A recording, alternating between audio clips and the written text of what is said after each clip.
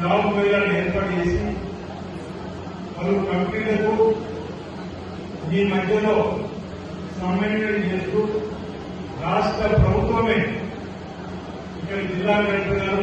ప్రత్యేక అధికారి రాఘవేంద్ర గారు ఎక్స్టెన్షన్ సంబంధించిన చొరవ తీసుకొని 3 రోజులుగా ఆర్టీఓ గారి ఏర్పాట్లు పోలీసులను ప్రకటన చేస్తూ మీ అందరూ కూడా ఎలాంటి ఇబ్బందులు జరగకుండా ఉద్యోగాలు కల్పించే లక్ష్యంలో భాగంగా ఏర్పాటు చేసినటువంటిదే ఈ జాబ్ మేళా నాటి సందర్భంగా చెప్తూ ఈ జాబ్ మేళాలో సుమారు 46 కంపెనీలు వచ్చినట్టుగా 22 జాబ్ మేళాలో ఏవైతే కంపెనీస్ వచ్చినాయో ఇంచుమించు 46 కంపెనీలు ఈరోజు ఒప్పంద కార్పొరేషన్ కోరుకుంటుంటే అనేక కంపెనీలు ఈరోజు బాగుంది కాబట్టి 46 కంపెనీలు రిజిస్టర్ కాబట్టి అక్కడ టోకెన్స్ తీసుకునే విధంగా సిద్ధమైన సందర్భంలో ఇక్కడ హాజరైనటువంటి ఉద్యోగం కావాలని కోరుకున్నటువంటి యువతి యువకులు మీకు ఉన్నటువంటి ఉత్సాహంతో ఏ ఉద్యోగం అయితే చేయగలుగుతో మీరు గైడెన్స్ కూడా ఇక్కడ ఉన్నటువంటి వాళ్ళకు మార్గదర్శకాలు చూపిస్తారు. దానికి అనుగుణంగా మీరంతా ఆయా కంపెనీలలో మీ పేరు నమోదు చేసుకుని ఉద్యోగాలు పొందే విధంగా ఈ రోజే రాఘవేంద్ర గారు అంటున్న 500 పైన ఇవ్వగలుగుతామని నేను అంటున్నాక వీలైనంత ఎక్కువగా ఈరోజు వచ్చిన ప్రతి ఒక్కరు కూడా ఉద్యోగం పొందినటువంటి సంతోషం ఎన్నిపోయే విధంగా ప్రతి ఒక్కరు కూడా ఈ కంపెనీలో జాగ్రత్తగా ఏర్పాటు చేయవలసిందిగా నేను సందర్భంగా రాఘవేంద్ర గారిని కోరుతుంది. 1000 వరకే చెప్పిస్తా అంటున్నాను. కోర్టు ఇబ్బంది లేకుండా అందరూ సాయంత్రం వరకు కూడా మీ అందరికీ కూడా అన్ని కంపెనీలు ఉన్నటువంటి వాళ్ళకు నేను ఒకటే విజ్ఞప్తి చేసి మీ ప్రాంతంలో నిరుద్యోగులు ఉన్నటువంటి ఎవరైతే ఉత్సాహంగా ఉన్నటువంటి మీ కంపెనీలకు పనిచేయడానికి వచ్చిందో వాళ్ళందరికీ కూడా మీ కంపెనీలో చక్కటి ఉద్యోగాన్ని ఇప్పించుకొని వారికి మెరుగైనటువంటి జీవన నిర్ణయాలలో తోడ్పడవలసిందిగా ఆయా కంపెనీలకు ఈ సందర్భంగా నేను విజ్ఞప్తి చేస్తూ ఈ రాష్ట్ర ప్రభుత్వం పేద విద్యార్థులు చదువుకోవడానికి కోసం ఫీజు రియంబర్స్మెంట్ పథకాన్ని కూడా ప్రవేశపెట్టి గతంలో రాజశేఖర ముఖ్యమంత్రి ఉన్నప్పుడు ఎందుకు పేదలు ఇంజనీరింగ్ చదువుకోకూడదు, ఎందుకు పేద పిల్లలు డాక్టర్లు కాకూడదని చెప్పని ఇంటర్మీడియట్ తదుపరి ఇంటర్మీడియట్ నుంచి కూడా ఫీజు రియంబర్స్మెంట్ పథకం పెట్టడం వల్ల అనేక మంది పేద పిల్లలు వాళ్ళు డాక్టర్లు అయిన అనేక మంది పేద పిల్లలు ఇంజనీరింగ్ రైతు, ఐఏఎస్ రైతు, ఐపీఎస్ రైతు మనందరూ కూడా చరిత్ర చూస్తున్నాం.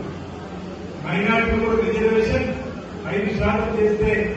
50% ఇచ్చకూడదని చెప్పి 4% మైనార్టీ పెట్టి అనేక మంది మైనార్టీ కులాల్లో ఉన్నటువంటి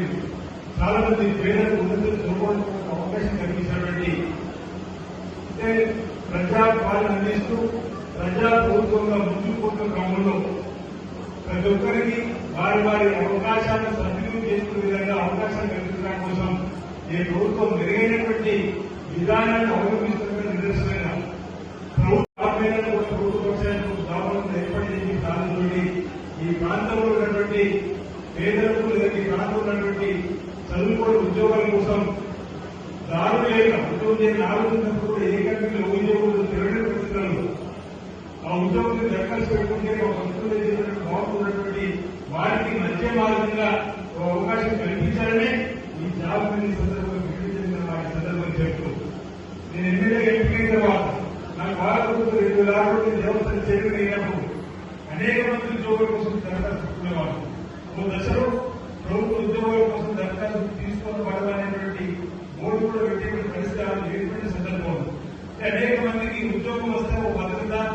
ఉద్యోగం ఉంటే నా కుటుంబాన్ని పోషించుకోవడానికి, ఉద్యోగం ఉంటే జీవితాలకు కూడా నాకు తల్లిదండ్రులను భార్య పోషించే అవకాశం బాధతో ప్రతి ఒక్కరు కూడా ఆలోచిస్తున్న తరుణంలో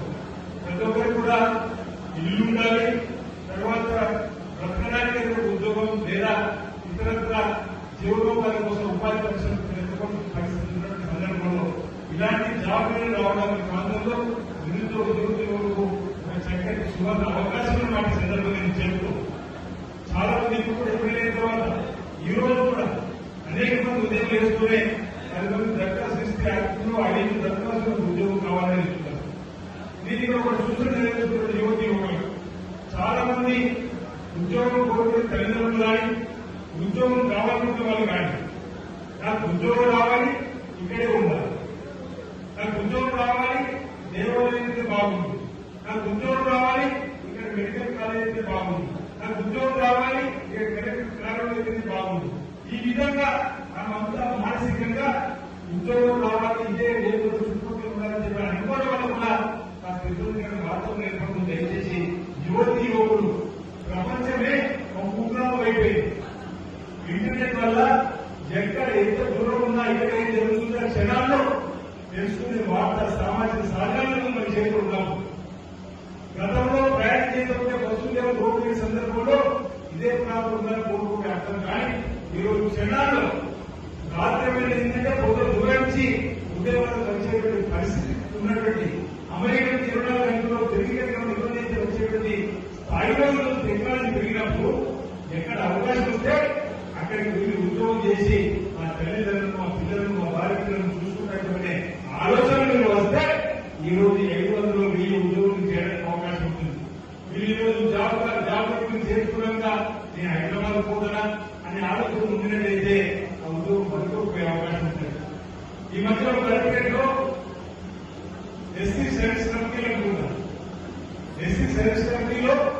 4-5 ఉద్యోగాల కోసం తెలుగు స్టేట్మెంట్ ఇస్తే మా అధికారులు కానీ ఎన్ని దరఖాస్తులు నా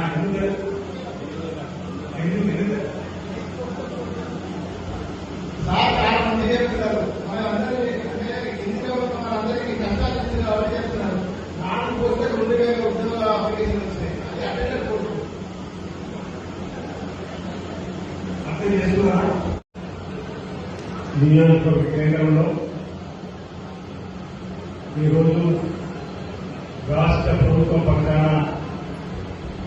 జాబ్ మేళా కార్యక్రమాన్ని ఏర్పాటు చేసుకున్నాం. 3 మాసాల క్రితం లేదా 4 మాసాల క్రితం అనుకున్నాం. ఎన్నికల కోడ్ వల్ల కొందరు అసెంబ్లీ సమావేశం తదుపరి ఈరోజు సమయాన్ని వెచ్చించుకొని మన మధ్యలో ఈ కార్యక్రమం నిర్వహించుకుంటా ఉన్నాం. జిల్లా కలెక్టర్ ఈ కార్యక్రమం రావాల్సింది వివరంతోటి ఆలయ ప్రభుత్వాలకు శుభాకాంక్షలు చెప్పాలని ఆలోచించని వారు ప్రత్యేక రావాల్సిన నాయకులు జిల్లా ఈ కార్యక్రమంలో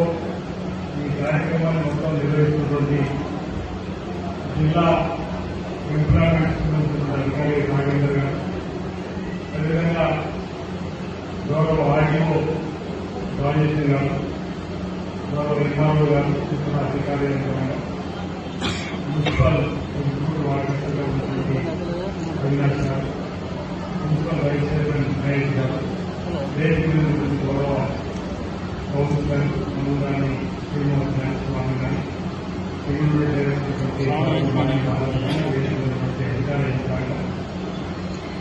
ఈ కార్యక్రమంలో పాల్గొంటున్నటువంటి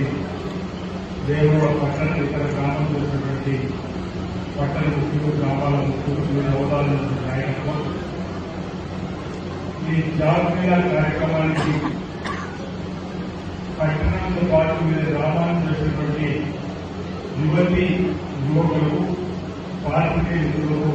అందరికీ కూడా నా ఉదయంలో నమస్తే సందర్భంగా ముందుగా తెలియజేస్తుంది. గౌరవ ముఖ్యమంత్రి శ్రీ రేవంత్ రెడ్డి గారు ప్రజలు ఇచ్చినటువంటి అవకాశం, ప్రజాపాలన ఇచ్చినటువంటి అవకాశం 8 మాసాల క్రితం వాళ్ళ ముఖ్యమంత్రిగా ఇక్కడ మీ సహకారంతో వ్యాధిస్తుంది ఎన్నికైన తర్వాత అనేక అభివృద్ధి కార్యక్రమాలు, సంక్షేమ కార్యక్రమాల్ని పట్టణంలో, గ్రామాల్లో ప్రజల మధ్యలో ముందుకు తీసుకువెళ్ళు